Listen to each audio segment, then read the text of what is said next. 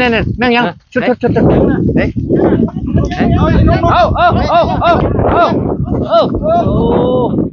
้ย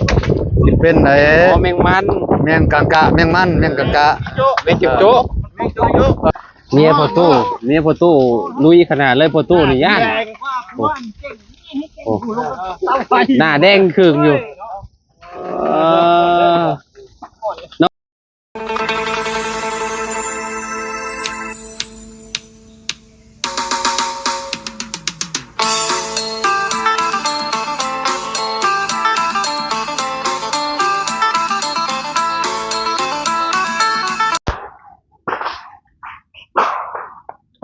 กราบสบายดีสวัสดีพ่อแม่พี่น้อง FC เบิร์ดสุขุสู่คนเนาะบ่ว่าสิอยู่ในและกระต่างประเทศเด้อพี่น้องเด้อเนาะยินดีต้อนรับเข้าสู่ช่องบ่าวลาวสตูดิโอเนาะพี่น้องเนาะเอามื้อนี้พี่น้องเฮาก็อยู่ที่เพื่อนพอตู้65ปีพี่น้องเนาะที่เรามีเมียเด็กอะไรพี่น้องเนาะมื้อนี้เพิ่นพากันจุดให้พี่น้องเนาะโอ้โธ่พี่น้องเนาะคนกุ้มอยู่พี่น้องเนาะจุดช่วงจุดที่โอ้มีเราอยู่พี่น้องเนาะไอ้บอมันลามไปได้นี่โอ้เอารถแลนมันอยู่ย่านไทยใหม่ให้ย่านไทยน้ำมาที่เนาะจูดผัดลมผัดเฮงมันควันมาพี่ซ้ำพี่น้อยเนาะข้างนอกจะพูดชื่อยังอะไรวานนี่ไทยบริถามชื่อเพิ่นครับสบายดีน้องอ้อย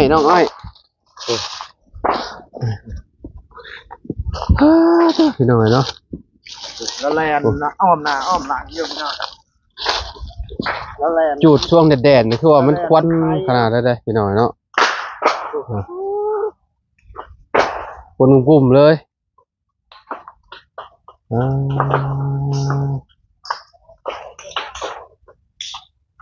ทางนี้มันเป็นของกระเจ้าพี่น้องเนาะไปมันมีเกินเนาะ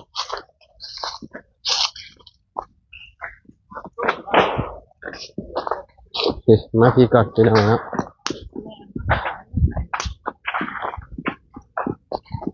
เพราะว่าเพิ่นจูดแล้วเพิ่นสิปลูกข้าวพี่น้องเนาะ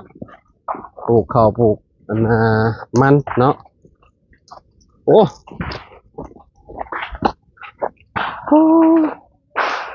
เห็ดแล้วบาด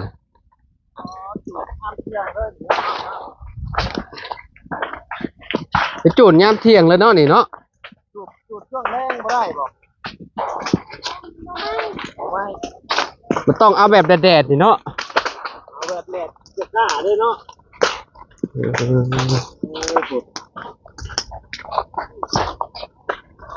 โอ้พี่น้องเนาะได้ประตูได้ฮะโอ้แล้วลบอยู่เพื่อนเอาย่านบ่โอ้โอ้โหดูว่าอะไรพี่น้องเลยยังเห็ดนะโอ้ยซีนตกโอ้พี่น้องเนาะโอ้คนกุ้มเลยเห็นเนาะฝั่งนี้มันเป็นเฮือนป่ะนี่ระวังเด้อเฮือนเด้อเนาะคนกุ้มโอ้ประตูขึ้นไปทางเฮือนเลยประตูน้อยสบายดีประตูลงมารักษาไว้เฮือนเจ้านี่ฮอดมาบ่พี่น่ะฮะมันบ่ปิวมาพี่โอ้มุมนี้ก็ใหม่เด้อตู้พี่อ๋อโอ้ควันมากับกลุ่มเลยเฮ้ยโอ้โอ้โอ้เอาโอ้เฮ้ยแล้ว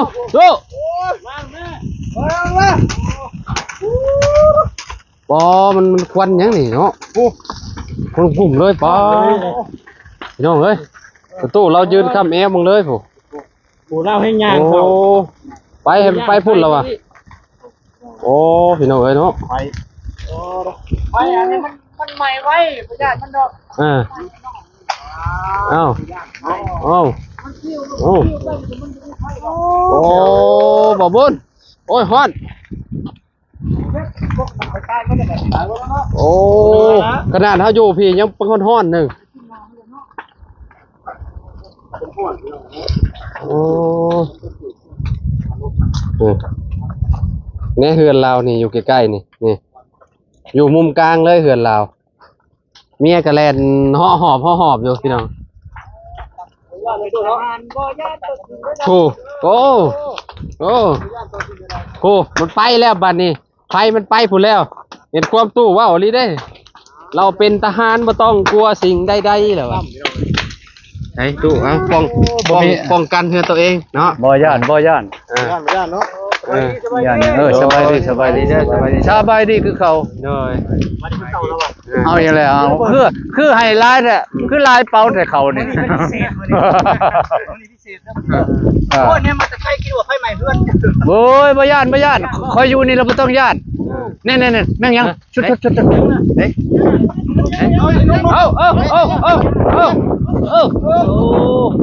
เอ้ยเป็นไหน อ๋อแมงมัน แมงกังกะแมงมันแมงกังกะ แมงจิบโจ๊ะ ได้ลายนี่ทอดครับเขามันยังคอยแลนคือว่าเฮียมาแล้วนี่ยังเนาะ ยังเลย นั่นแหละคอยยัง ผมเห็นยังเลยพี่น้องเลยบัดนี้ คอยยังลงไปลาดทางๆหมู่ย่านงูย่านนั้นไป เอาแม่เมียจะหัน โอ้ยไม่หมดกกข่อยเห็นบ่ มึงแอมคอไม่ไผ่ โอ้มันยังน่ะโอ้ เอาแม่เมียจะหันโต๊ะ บ่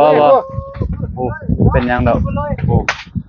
โอ้โหได้แฮมนะโอ้มันเป็นสิเพิ่นเขามาในวันแฮมนะ นะก็จะว่ากัน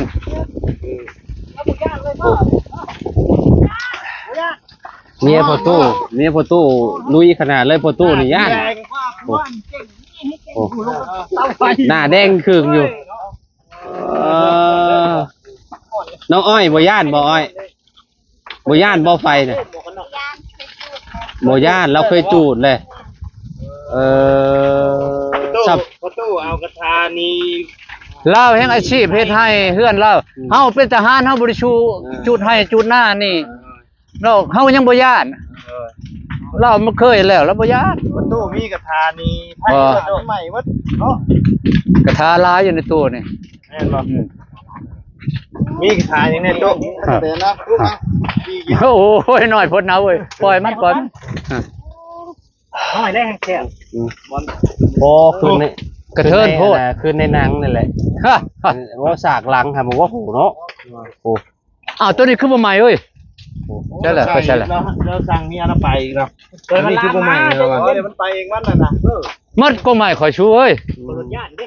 โอ้ย ย่างเป็นห่วงอยู่นะ ก็ใหม่อันนี้เรากินนอมันได้แต่เทื่อ น้องไม่บ่ตายดอกตู้ฝนตกใช่มันก็เกิดใหม่ แต่ฝนตกมันแห้งงาม ว้าว โป่งใหม่เด้ ใหม่ทั้งลุมเนี่ย โอ้ใหม่ทั้งลูกเลยยากเลยตะตูเนาะ โอ้ ใหม่ทั้งลูกจะแตกออกไหมมันหนังเต้นพี่ดอกเลย อ่อนบ่ ยังต้มยังน่ะ ยาเพิ่น ต้มยายังน่ะไทยบ่สมุนไพรบ่ สมุนไพรหักษาบนลูกเรา ธรรมดาแล้วประตู ฮะ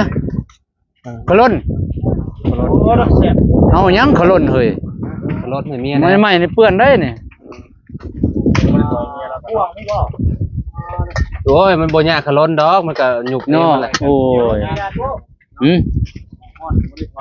เกียร์ไฟไทยโอ้ยเมียเราไปดูเนาะ เมียดุเมียขยัน โอ้ขยันเอา งูนี่นี้นะนี่เนาะ มีร้อยอยู่ แสดงว่ามีงูเนาะ นี่มี มันนี้ มีเขาเคยได้อยู่ห้องนี่ มันต้องอยู่ในฉลามนี่มันหามันบ่ถึกเฮาอยู่ถึกบอลมันบ่ออก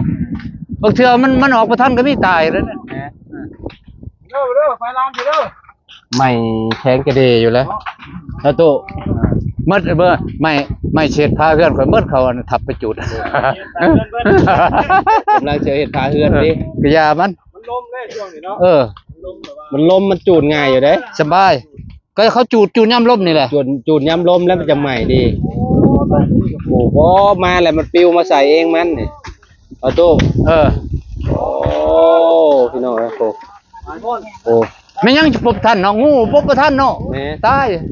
แล้วว่าไฟใหม่ไว้คนตายเนาะ แม่น มันมีบ่ทันพี่น้องไว้ขนาดเนาะ โอ้คะแนนเจ้าอยู่หมองที่อัพเฮ็ดข้างแล้วจะปบบ่ได้แล้วนี่ขาด เห็นบ่ หายใจตาย เห็นบ่ข่อยจังทางนี่ทางสิกว้างๆนิดนึง แม่น บัดยามจูดสิเก่ามันก็เป็นป่าแบบนั้นน่ะไปทางออกไปให้มันแป้นหมดนี่บ่ให้เพื่อประกันความปลอดภัย แม่นถึง ไฟบ่ให้ไฟไหม้เฮือนเฮา คะแนนอยู่ใกล้นี่มันมีโอกาสได้ แนวมันน่ะ มีหน้าแดงตาดำเลยประตูก็ได้เด้เริ่มสิเบิดแล้ว ตายแล้วตายแล้วมันอยู่เพื่อนแหละตะกะแตน นะ เนี่ยตู้แต่โน้หลาย โอ้พี่น้อยเนาะน้องอ้อยเพิ่น เดี๋ยวไปขวด ลงมือเองเลยกับแม่เฒ่า มันคนเก่าเนาะ แต่ว่าลุงน้อยเฮาบ่เพิ่นบ่ได้ใกล้เลยได้พี่น้องเนาะแบบว่าเป็นอาชีพทางเมียเพิ่นอยู่แล้วเนาะตะกะแตน เก็ กับ น ตะกะแตนแล้วนะไปสู่เมียกินแรงแล้วตู้เนาะ เออมันบ่พอหรอก2-3ตัวนี่ พ่อพ่อเดี๋ยวมันมาตะกะแตนมีตายพี่น้องเลยคนเป็นมีตายกัน แล้วมันบินทันเนาะ มันจะคุ้มจะตลอดใช่ไหมไป ต้นมักบกก็เนาะบ่ผู้ถุงไกลนี่แต่มันสูงบางต้นน่ะตายย้อนได้ เพลงจนว่าเบิ่งในกล้องจนโมหูยังพี่น้องเนาะ แม่ เกือบจะพอดเลยเห็นยิงเลยเราก็ไปคุ้มเจ้าโยมเจ้าพอไปเห็นนั้นว่าตอนเราจีบชาว ขนาดตู้จีบเช้าขนาดเลย จีบชาวนี่ว้าวจีบชาวก็กินนี่เจ้า เคยหยอกชาวในบ้านนี่เคยหยอกเบิดเขาลึงเฮาหมด คารมเป็นต่อรูปหล่อเป็นร้องเหรอ ดูไปจีบชาว เขาย่านแต่เมียข่อยนี่ยันเมียข่อยหายก็บอกบ่หายหยอกใหญ่กันซื่อๆบ่หายดอก ย่านปะ เขาย่านเมียข่อย เบ้าห้องเพลงเฉยพร้อม ให้เห็นใจคนมีเมียแล้ววะ บ่ตอนอยู่เป็นทหารตอนอยู่เชโนพอได้กินข้าวได้ห้องเพลง แม่นบ่สักเพลงตู้ พอแล้วเฮ้ย บ่อันเมียเจ้าบ่ได้อยู่นำเด้บ่เป็นหยังตู้ เมียจะไปคุ้มคนอยู่ ไปกินเลี้ยงกินหยังเขาเชิญไปแต่ละกายแต่ละเขาให้ร้องเขาคนไปยืนเช่าพัด10,000 50เอาเดี๋ยวจะยืน จัดตัวนั้นมั้ย ตู้ให้น่าจะก่อนตู้ พอแล้วค่าเมีย บ่ เอาเพลงใหม่ก็ได้เอาเพลงผีมันบอกกระทบเนี่ย เด็กเมียมาหรือบ่ได้ เอาแนวบุญค่ำก็ได้ตู้ แนวที่ว่าบอกกระทบแล้ว ธรรมดา โอ้ ขี่ไปเลยก่อนเด้อเดี๋ยวเมียจะมาให้จะถามเด้อท่านจะร้องเพลงเมียจะสิให้ก็แต่ว่าอยู่ในเมืองก็เนาะ แม่น อันนี้ควันนี่นั่นไปไม่ต้องรู้ตัว เมียเนี่ย เราบ่ได้ โอ้เพิ่นบ่ให้ดอก จนใจเมีย ยาม นะ ยามมื้อคืนนี่ก็ร้องเพลงชูเมียพังอยู่บ่เด้อ บ่ได้นอนไปนอนมัน ให้เท่านั้นจะมาดอก บ่เสียงเราดีเด้ บ่เมื่อกี้นี่ก็ อันน่ะผู้เฒ่าในบ้านก็เจ้าก็เว้าอยู่เพิ่นเว้าให้ฟังอยู่ว่ามีงานมีหยังก็มีแต่เล่าได้แล้วของเพลง เรารู้ตัวจุดก่อนฮะ เราเสียงดีว่ะ ร้องให้ลูกให้หลานพังดีกว่า เอาเลิกละโอ้ยควันไผ่ละบัด เพิ่นอยากอายเด้อพี่น้องเอ้ยเพิ่นอยากอายเด้อตัวเว้าว่าย่านเมียให้จังซั่นจังซี่ เย็นเมียฮะเจียมเนี่ยนี่ตัวนี้มันอยู่บ่ได้ตัวมันแสบตาเลยตัวนี้มันโตทวนไฟมันบ่ย่านบ่ฮ้อนนี่แสบตาหายใจยาก เอาไว้เอาละ มันฮ้อนแล้วโทษแห่งควันนานไปแท้ควันเนี่ย ไปได้อยู่เขตนี่นะมื้อนี้รับแต่กับควันนะบัดนี้ แม่นมันรับแล้วมันก็ควนขโมงเขาเลยแบบนี้เนาะเข้าไปนี่หายใจแทบสิ ตึบขึ้นแล้วบัดนี้ หายใจแทบสิบ่ได้เลยแหละประตูน้อยนี่ก็ กินน้ำบ่ได้กินอันนี้เนาะน้ำนี่เนาะพระเจ้าเนาะ ให้จุ๊บเจ้าไปเห็นประตูน้อย บริสุทธิ์ เราเฮ็ดยังนะ โอ้ย ชุดทางเราเห็น เป็นยัง ขลมเราแล้วว่ะ ชาบ จีบเช้ามาตั้งแต่สวรรค์เขตใหม่ๆนะกูก็จีบ อืม เช้ายังไรลืมคือ สวง ชาววงโอ้งามเด้ อันนี้บ่ อืม ชาววงที่ว่าทั้งว่าบุญเพิ่น สัมภาษณ์ สัมภาษณ์ เออ บ่ แม่ จะสัมภาษณ์แล้ว เขาจะไปสัมภาษณ์แล้วอยู่ สัมภาษณ์เจ้า เมื่อ ชุ วา ด นนี่กับเพิ่น เจ้าสัมภาษณ์ละลายอันเช้าอันนั้นเช้าค่ำน่ะ แม่นเจ้าคำแล้วก็มี ชาว มีเจ้าคำแล้วก็ ชาววง สาวนาง เช้านางชาววงเช้าไม่ห่างมาใหม่อันเด้นี่บ่ได้เจอสัมภาษณ์ อ้าวชาววง มาแต่ เป็น สวรรค์ ชาวแม่ไม่ห่างมื้อ บ่ได้ไม่ห่างเลยในเช้านั้นนี้เช้ายังเลยลืมชื่อ เจ้าครับ คำบ่ เจ้าครับนะแม่ฮะ เช้าวงโอ้ผู้เช้าขึ้นมารุ่นเมียข่อยอ่อนกว่าเมียข่อยอีก บ่ อ่อนเมียไข่เป็ดไข่ไก่นี่ 15มั้ย15 16ปี 45นี่แหละ มาแล้ววัน1616สำคัญกับเมียข่อยจ้ะโอ้แบบสำห้องขับเนาะ 4 เท่าไห แส ร่ น จักล้านน่ะ 4 แสน 4,600,000 4,600,000นึง ด้วย ห่วยชื่อแล้วสนะกัน ต้องช่างเอาได้ตัว แหละ ต้องสั่งในเพจ สร้างในเพจ ป้าสิใช้เบอร์ชูช่างให้กูนะกูกูบ่จักช่างในเพจนะพาด เจ้าให้เมียเจ้าช่างเด้อ เออนี่รุ่นนี้นะจักได้รุ่นนี้รุ่นมันจักได้มันใหญ่ 3 มื้อจังเบิด อันแล้วจังว่าเบิ่งกูน่ะ ประมาณ500 50,000 50,000 50,000ไม่ได้แอม ความบรรจุมันไฟมันหลายเลย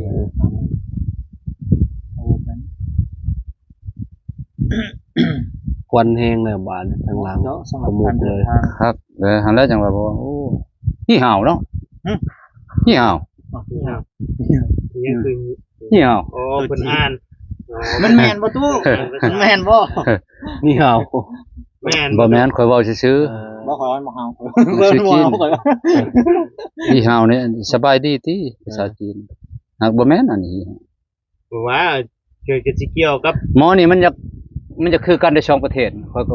เดาบ่ออกมีประเทศจีนกับประเทศช่างนี่หนังสือคือกันนี่ ญี่ปุ่น ญี่ปุ่น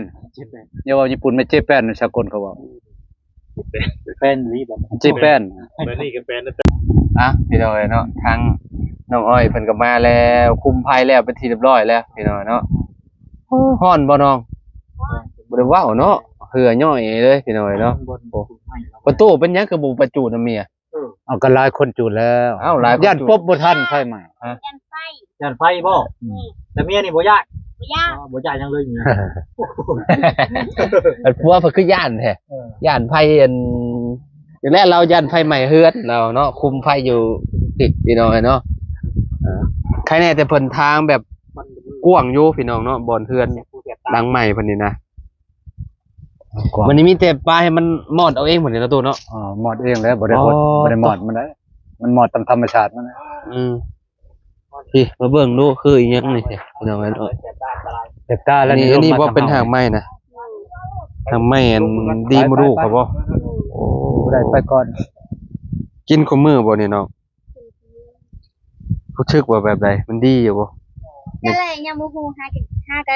กินมื้อนี้ หาก็หมอเดียวนั่นเพิ่นต้มน่ะหาก็เริ่ม ในกระต้นกระโตนี่ได้ สิ ถ้า กิน ก็กินหม้อเดียวนี่บ่ สิกินต่อไปคู่มือ หาก็ต้ม อืมเมียเก่าเจ้ากินเจ้าหมอเฉิงจังชาวตุ บ่ฮู้นำเราได้ ประมาณ5-6หม้อนั่นแหละมันก็ดี อ๋อ เป็นคือกันเลยเนาะ หมู่ จะว่า เป็ เป็น น คือ ส กั ม น พันธ์ แม่นได้พี่น้อง บ่ได้ในบ้านนี่ส่วนหลายเป็นอันนี้ มันคนในบ้านมัน คนในบ้านส่วนเป็นอันนี้หมด ทุกคน แม่มันเป็นคนแบบ ก็บ่ เขา ฮู้ มากินมะฮุกเด้มันเป็นน้ำมะฮุกเด้ เขากินชมกินแซวแล้วกินชมตำบักหุ่ง มดลูกบ่ดีเนาะกินบางหุงหลายโลแบบว่าเป็นโรงข่าวหลายเด้พี่น้องเนาะ พวกท่านน่ะได้ลูกพวกบ่ท่านน่ะเป็นมันเลย มาคุงโตกา มันเป็นดน หลายเนาะ เฮาบ่คือมักแต่บักหุ่งเฮิมตำนะโอ้ครับ ใช่มันก็เป็นแบบว่ามันจะเป็นยิ่ง นั่น ใช่ได้ก็มักกินมะฮุก นั่น ก็เป็นคือกัน นั่นตู้เจ้ามากินตำหุงบ่จักยันเป็นน้ำตู้นี่แหละขอเบิ่งน้ำมาเนี่ยต้องไปเช็คร่างกายแล้วเจ้าตู้เอ้ยเนาะ ยังได้แต่ลูกแต่ว่าบ่ฮู้ว่า เป็นย้อนเมียหรือย้อนผัวพี่น้องเอ้ยเนาะ เขาบอกว่าแล้วแต่ตา เออโอ้เก่งเนาะเจ้าเนาะแบบว่าแล่นพูดแล่นพี่ตอนจูดไฟโป๊บริญาณจังซี่หน้าจนแดงขึงอยู่พี่น้องเนาะโอ้ยวันไฟแท้นี่ จะบ่แสบหูแสบตาเลยผมตอนหน้ามันชิวๆเลยอาจารย์ตัวเลยปกใส่ปกเลย เวลาจูดให้เราก็ไปน้ำเจ้าอยู่บ่ไปจูดหม้องอื่นน่ะแต่ว่าก็บ่ได้คอยอยู่นำติ ไม่งั้น ใช่ ไม่งั้น โอ้ยอันนั้นได้แซ่บเด้อแม่งน่ะ อืมพี่น้องเนาะก็คือไปแต่ละเทื่อเวลาไปจูดกับไปนำกันอยู่แต่ว่าตู้เพิ่นบ่อยู่เนาะ อืม ก็คือเจ้าเฮ็ดให้มาจากปีเลยเฮ็ดน้องอ้อย เฮ็ดแต่น้อย น้อยพุ่น ฮูเฮ็ดแล้วก็เฮ็ดนำแม่ อืมจังพ่อเพิ่นจังชิวๆเนาะพี่น้องเนาะแบบเวลาจูดเวลาหยังก็คือเวลาไฟมันลุกแบบโอ้คือเฮานี่แบบใกล้บ่ได้พี่น้อง เอาอยู่ครึ่งนึงก็จะพอแห้งอาจารย์ แม่นแบบว่ามันออกฮ้อนออกร้นหั่นน่ะใกล้บ่ได้แต่เพิ่นนี่คือแบบสามารถแบบแล่นพุ่นแล่นพี่ไปมุมนั่นมุมนี้แบบว่า แม่น ต่อไฟหั่นนะพี่น้องต่อไฟแล้วก็เอาไปใส่กอง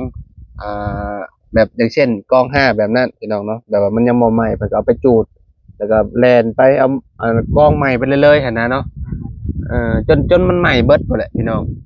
เป็นหยังต้องจูดเวลาประมาณ 12 โมงเนาะ เพราะว่า คือบ่จูดแรง เพราะว่าให้ไฟมันแห้งแล้วก็ให้มันไหม้หั่นน่ะ ๆโอ้ช่วงนั้นมันสิกล้าเนาะ ช่วงประมาณ 12 โมงเนาะแดดแบบโคตรแดดเลยมื้อนี้พี่น้องแบบอ๋อ มันน้ำนี่มันหมอกเนี่ย มันจะอืดเนาะมันบ่จากไตหั่นนะพี่น้อง 12 โมงก็ไปจะจูดได้1 โมง 2 โมง ถ้าค่ำๆช่วงอันน่ะ5 โมงนี่ก็บ่ได้อีกแล้วเนาะ บ่ได้ ทำได้ก็บ่ได้ ส่วนหลายก็1 โมง 2 โมงจุดได้ ชำนาญเนาะ แม่น พี่น้องเนาะบัดนี้แป้นเลยบัดนี้เนาะจะหน่อยก็ลงมือแล้วบัดนี้เนาะ แม่น เพราะว่าจูดใหม่บ่ได้เด้พี่น้อง ลงมือฮื้อ ลงมือฮื้อตัวใดบ่อันนั้นก็อันน่ะฮื้อกองเมียนอันพวกไม้พวกหยังอันนั้นเนาะ กองเป็นกองจูดต่อ ตัวใดที่ยังเหลือก็เอาไว้เฮ็ดพื้นต่อก็ได้ติ ได้ดี ตัวมันดีเด้นะอันแบบคลึงคลางอยู่หั่นนะพี่น้องเนาะ ได้เฮ็ดหัวบ่หรือบ่ได้เฮ็ดมัน เฮ็ดตามทางหั่นน่ะแบบเวลาเย็นเขาเปลียงงัวหั่นเขาบ่ทันก็ยันมันเขาให้ เวลาก็เจ้าเลี้ยงก็เจ้าเลี้ยงตามน่ะเนาะเฮาเฮ็ดอ้อมนี่ซื่อๆเนาะฝั่งนั้นก็ยังบ่ได้จูดเนาะบ่ฮู้ว่าเป็นของไผทางนั้น ของคนอยู่ในบ้านนี่แห อ๋ ละ อ คือพอบิน เออ เราชื่อบิน นั่นก็ให้แม่เจ้าคำเจ้าผู้สัมภาษณ์ เพื่อนน้อยๆเจ้านั้นได้ให้ตัวนั้น เหมาะ ฝากมันมาหันไกลกับบุมิกหัน เพื่อนรับน้อยๆอันเจ้าค่ำมาได้ อืม จังไม่ได้และเขาจะจูดปูฮูกันนะ เฮ็ดให้ส่วนใหญ่แถวนี้เนาะแบบว่า มันเป็นแบบที่สูงเด้ ผู้เดียวลาวได้ทางหัน อาชีพเฮ็ดให้เป็นรัก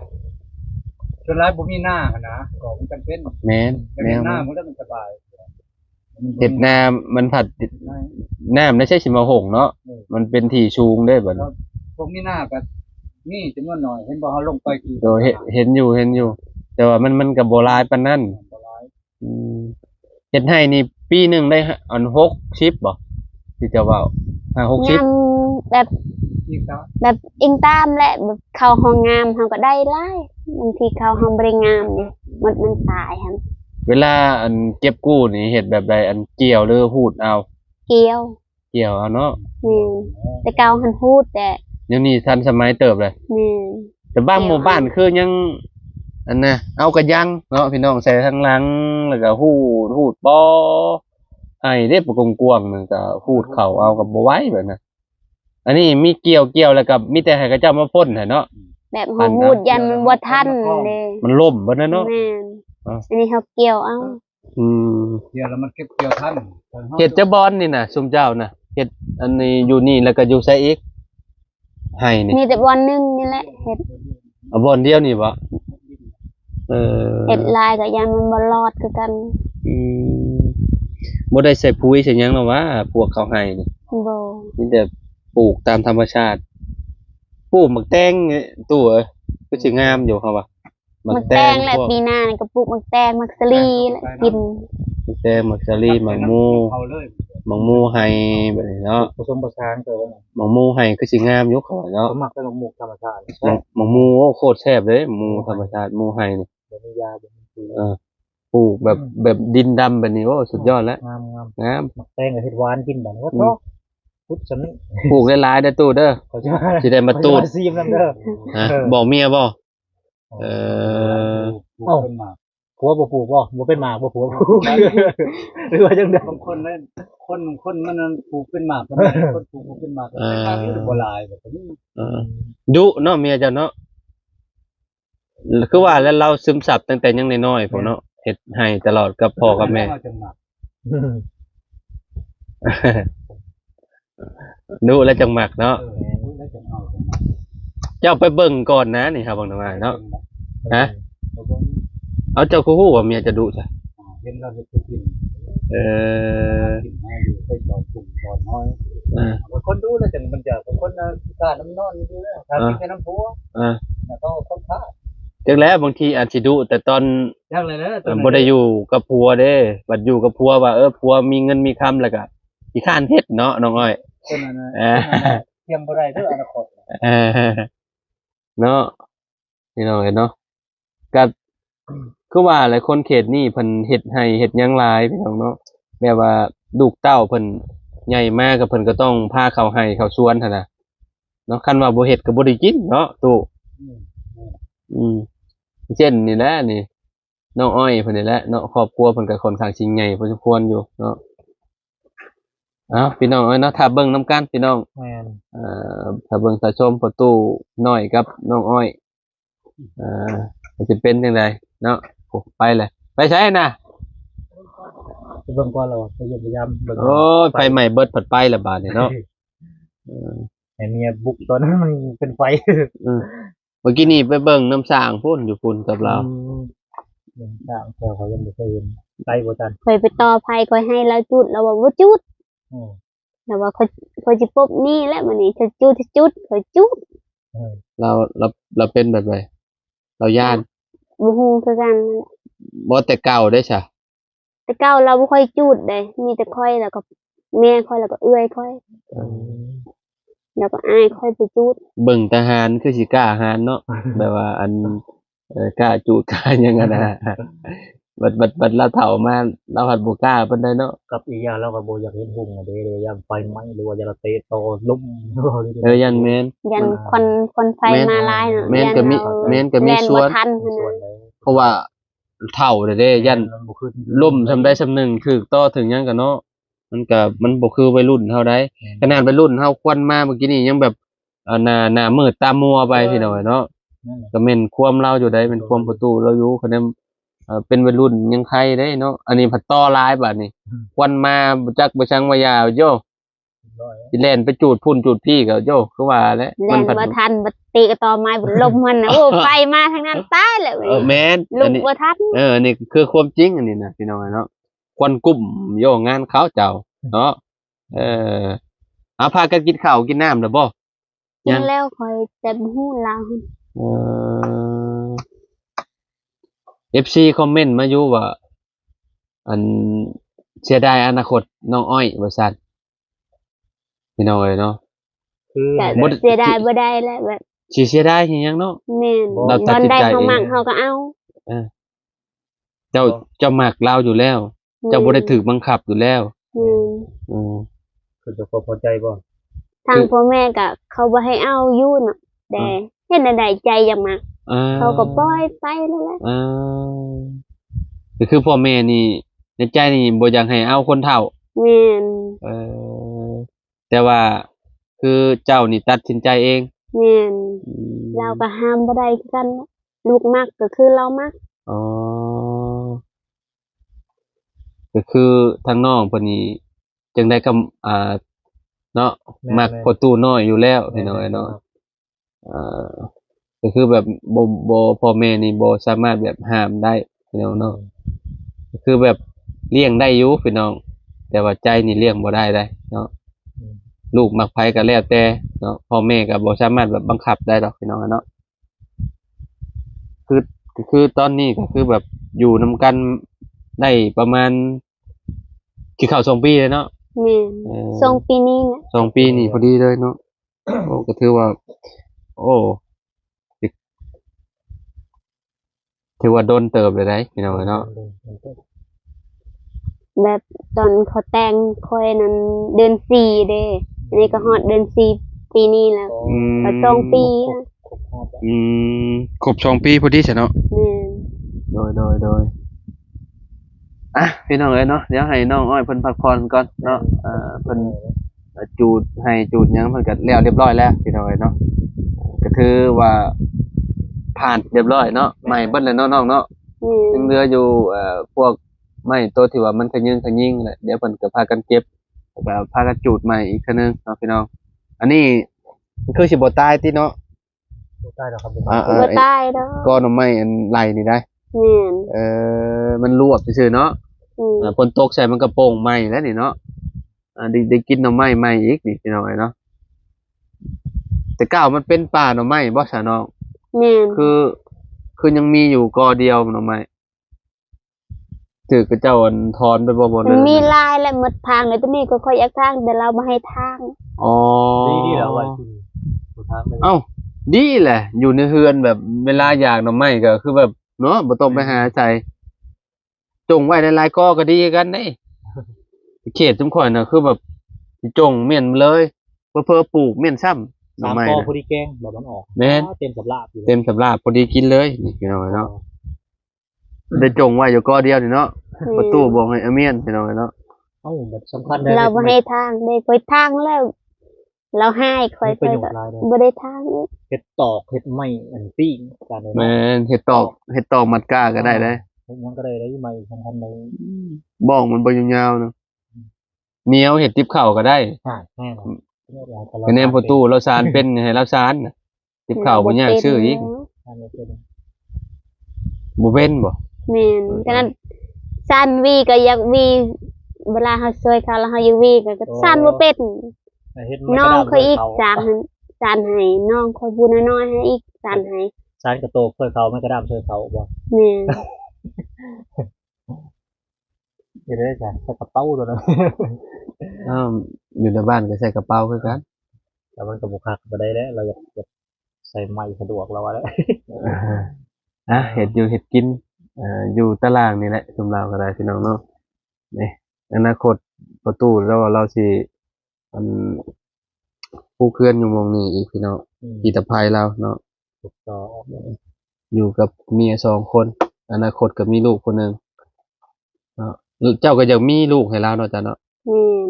ม่น พร้อมสิมีลูกให้เราบ่